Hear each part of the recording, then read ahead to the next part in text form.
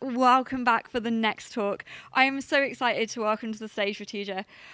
She brings several years of experience working with multinational and multicultural teams in IT and business. Currently, she works as a VIS consultant with topics focused on data and design, together with clients creating sustainable business solutions. Being a design thinking coach, tech trainer, hashtag I'm Remarkable facilitator, mentor, and proud Toastmaster are some of the other aspects of her skill set. So please join me in welcoming her to her talk today. Hello and welcome everyone. I am Rutuja. And today I have a very interesting topic for you, the topic of visual design. So before I deep dive into my session, I have a question for you all. How many of you can remember what is this road sign for? And I have a little hint that if this road sign is there in front of a road, it leads to road like this. So maybe I can have a raise of hands who can identify this road sign or have seen this road sign anywhere. Yeah, nice. I have seen a majority of people. So let me reveal to you, it is nothing but cul-de-sac or a dead end. And why I'm telling this now here is because 9 out of 10 companies, they are investing in data, but the return on their investment is not traceable or it is not findable. And that means they are getting stuck in what is known as a data dead end or cul-de-sac. And my session on visual design here, it exactly focuses on this because people are so much invested in their data, in their analysis, that they completely forget what is user experience and how to make it simpler to the end user.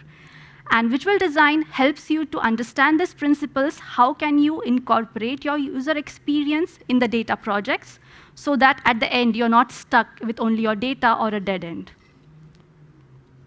This is the agenda for today. So we will understand what is a good viz design. How do you select different charts for your visualization?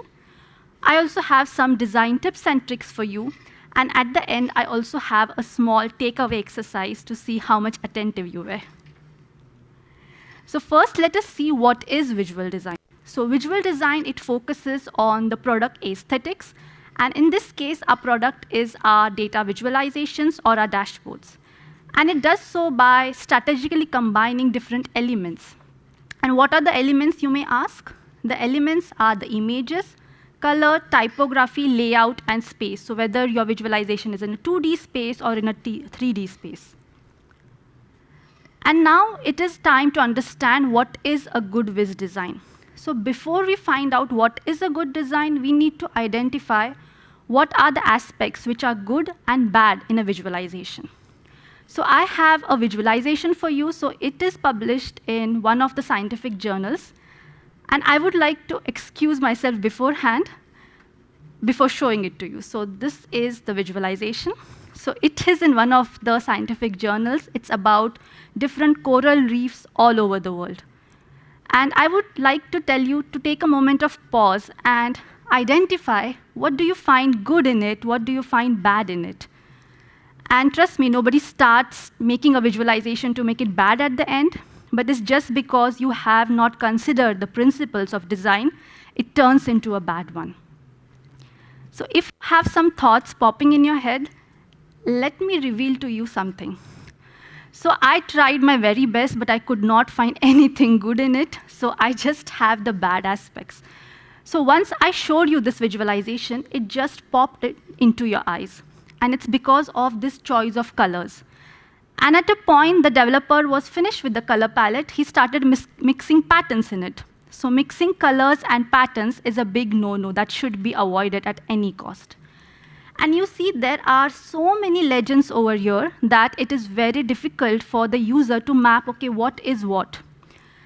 And in the background, you see there is a map, and on that, you have a pie chart. So this combination of map and a pie chart on top of that should be avoided at any cost. It's like a big no in a design handbook.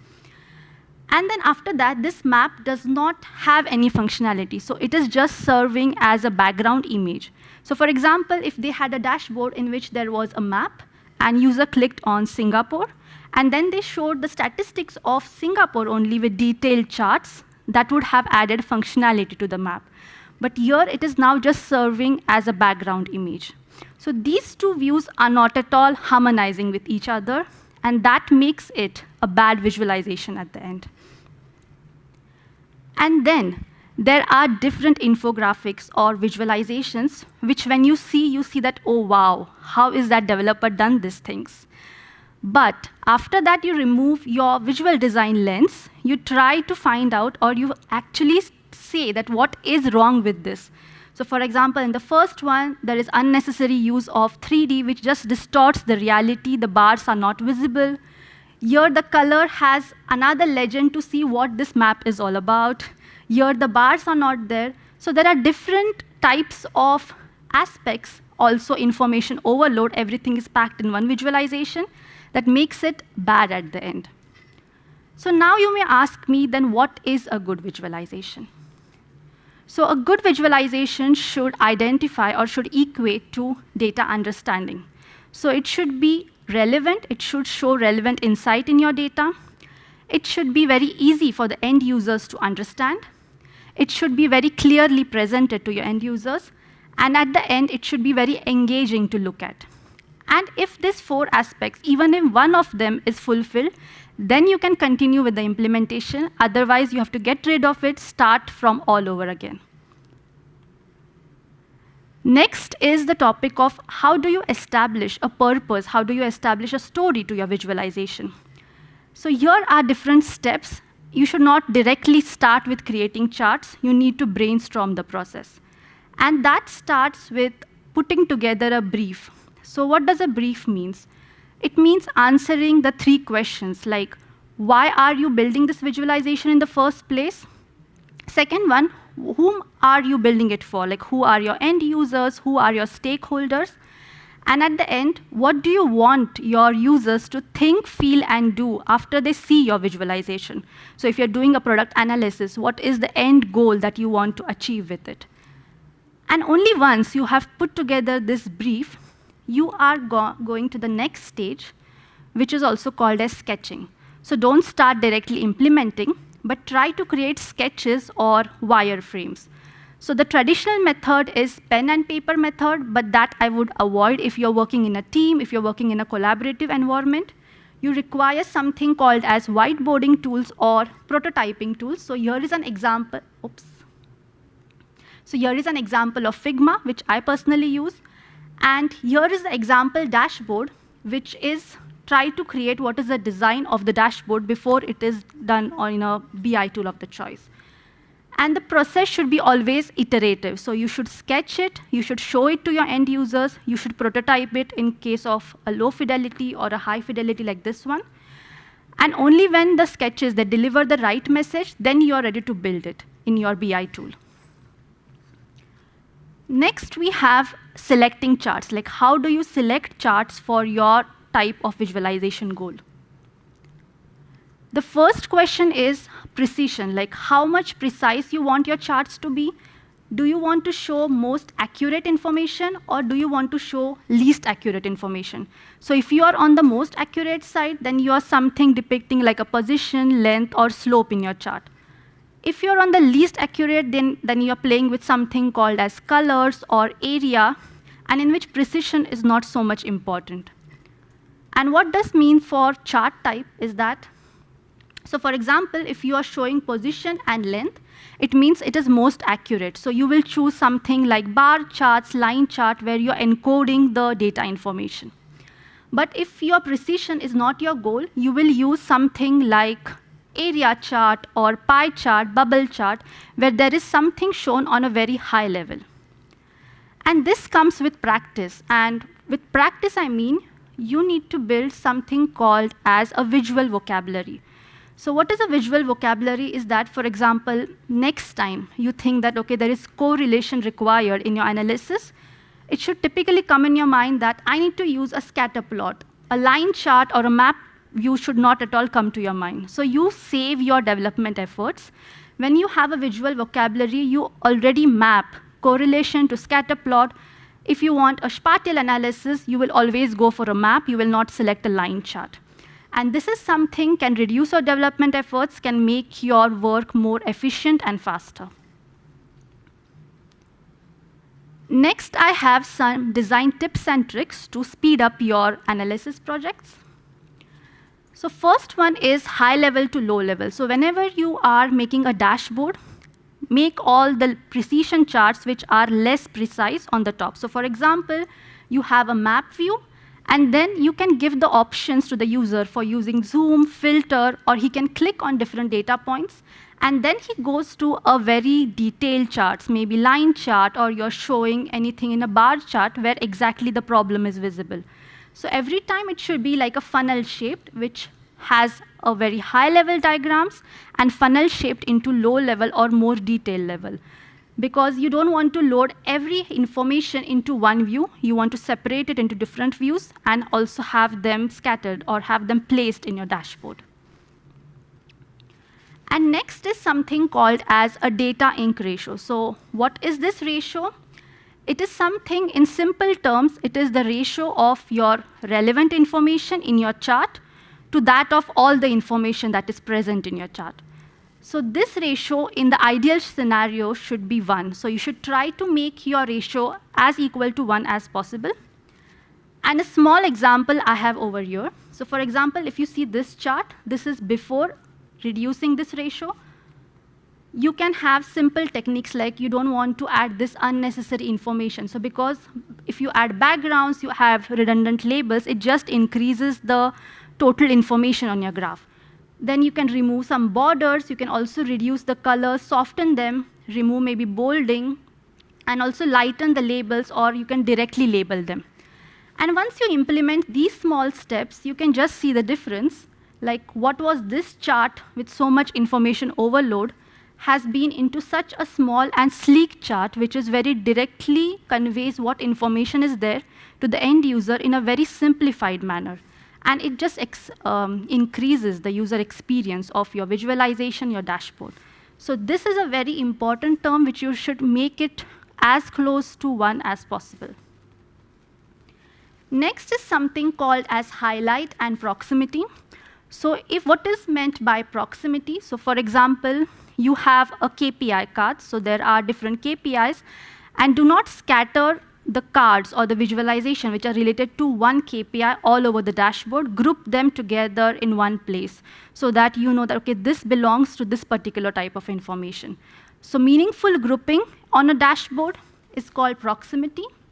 And highlight means that there are some data points in your visualization which you want to show to the end user or focus the attention on. And that you can do with the help of playing with colors, or maybe there are some you can thicken that data point, you can have shape and size. Also, there are some BI tools which gives the animated charts. So whenever the user opens your dashboard, his eye or his viewer is focused directly on that data point which you want to depict to the end user. And next one is the topic of colors. So you have to use it very sparingly. Do not overuse colors. Do not make it like a cloud of colors. Ideally, you need to use 2 to 3 colors. You can vary the intensity. Also, you can use softer colors because they are more pleasing to the human eye. And there is a color called as gray, which is a very subtle color, but it is more powerful. Here is an example of a dashboard in Tableau, and it went to win the IronVis championship. And as you see, it is only gray color. So you see how the gray color is so powerful yet aesthetic. Also in this one, you see that the user has used gray as a background so that the line of choice is focused. So in this way, you can harness the power of gray in different directions. And only using colors is not important. You also have to make your dashboards accessible. You need to include everyone. So try to use colors which are colorblind friendly. Then also don't use colors as a distinguishing factor. You can use icons and labels along with colors so that people with colorblind deficiency can directly see what information you want to progress. And then use a simulator. So here is an example of a colorblind simulator.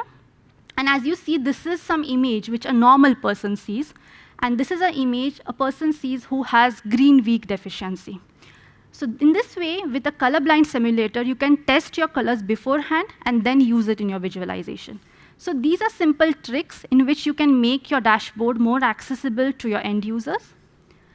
And next two tips are very basic, but yet they are more missed on the dashboards. So align your elements properly. So because if you align your views, it minimizes the eye travel. It also makes the views very easier to digest. Do not scatter your information all over the dashboard. Also, there is white space. So white space is like the oxygen a dashboard requires to breathe. So if you see here, there are so many views, but no white space in between that. And it increases the stress on the user's eye. It helps the user, the user gets lost in your dashboard. So if you see the total difference, if you have a correct white space dashboard, it allows or reduces the visual stress. One view can be digested, and the user can move on to the next analysis. And yeah, so I wanted to tell that why is this important? Because you want to create a dashboard in which you have visualizations. They are like a campfire, and your end user should collect around the dashboard. They should be able to tell stories. And that's what visual design aims for or aims to capture. And next, I have a little bit practice for you as a homework takeaway. So this session is recorded. Maybe you can watch it later and come back to the exercise. And today, I just scratched on the surface. Design is a very, very big topic. And I have some recommended books for you. Out of this, I would suggest to start with, which are also my favorites, The Design of Everyday Things and Storytelling with Data. So these are the recommended books from my side. And then, as also maybe you have heard in the introduction, I come from Germany, I work in Germany, and there is a saying called as Übung macht den Meister, which means practice makes a man perfect. And here is a dashboard which I created, and I have 6 design mistakes in it. So I have purposely put all the mistakes here, and whatever we have discussed are already there. So you need to try to find out what is the problem with the dashboard. And as the exercise, you can redesign the dashboard with any tool of your choice, like how would you do it as an end user. So that's a homework from my side. And yes, thank you for your attention. And it would be great if you could scan this QR code and provide me some feedback on this session. And thank you for your attention. Over to you. Do we have some time for questions? Do you have any questions?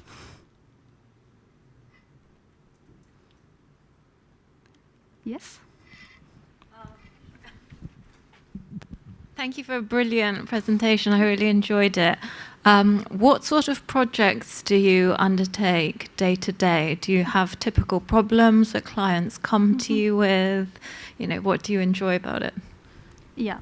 So as you might have got a little bit background, my projects are in the domain of data and design. So there, we also do projects. So I also do projects from scratch where there is a requirement. We do workshops with the client, and at the end, there is a dashboard. So if I have to do it from the scratch, it is, of course, designed according to visual design. But there are also projects in which the client has dashboards already, and which are a mess, I could say. And then we work together with the client to find out, okay, what is the problem that they are facing, because they also regularly get feedback from their end users that what is happening. And then we work together with them and then suggest them changes, and at the end, I implement them. So these are the 2 types of projects. And yeah, that's into data and design space. Well done. Thank you so much for your talk there.